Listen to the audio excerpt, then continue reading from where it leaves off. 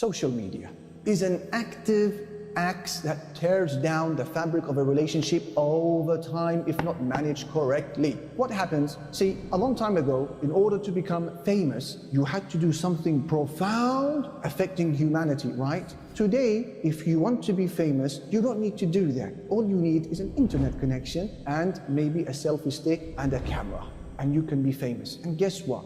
The more clothes you take off, the more the likes. The more radical and crazy things we may do, the more the response rate we get.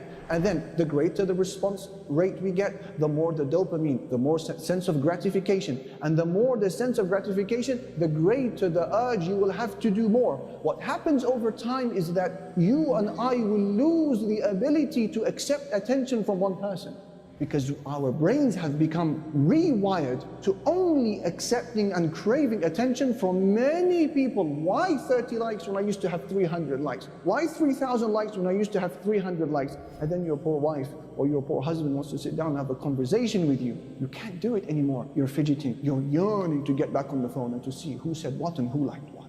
Social media, brothers and sisters, if you are not doing anything profound with it, like for example saving people from the hellfire, guiding them to Jannah and glorifying Allah subhanahu wa ta'ala, which I would claim a lot of us are not doing, delete it altogether. If it is affecting your relationship, delete it altogether and save this mithaq ghalidh, this firm covenant.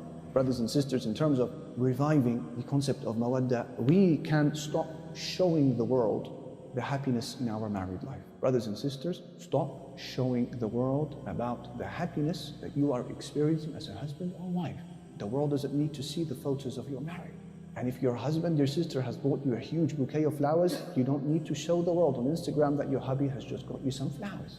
Because you're telling me from those 500 people you have as your friends, or maybe the 5,000 still, none of them are unmarried, none of them envy you for where you are at. You are saying to me that none of them are married but are not suffering as married men or women? And then they see now this carefully filtered photo that you have uploaded, and they're thinking, what about me?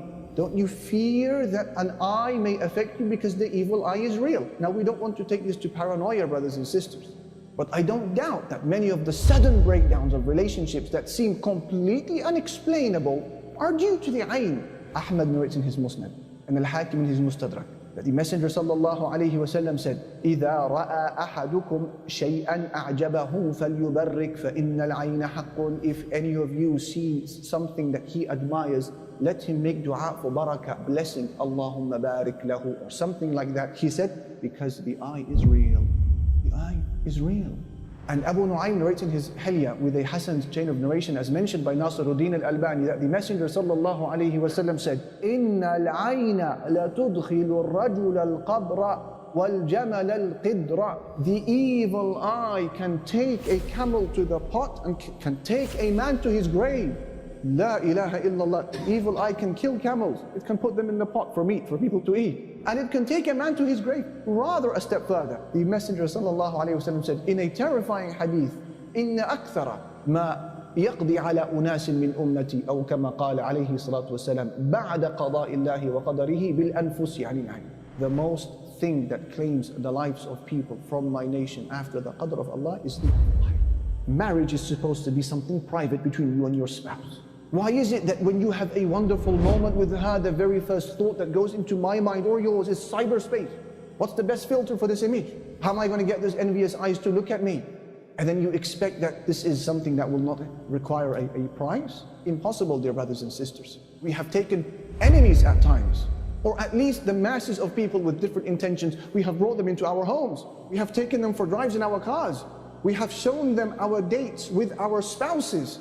We might as well pack them a suitcase. Allah subhanahu wa ta'ala wants you to cover this, dear brothers and sisters, and only show it perhaps to those few people who you know want good for you.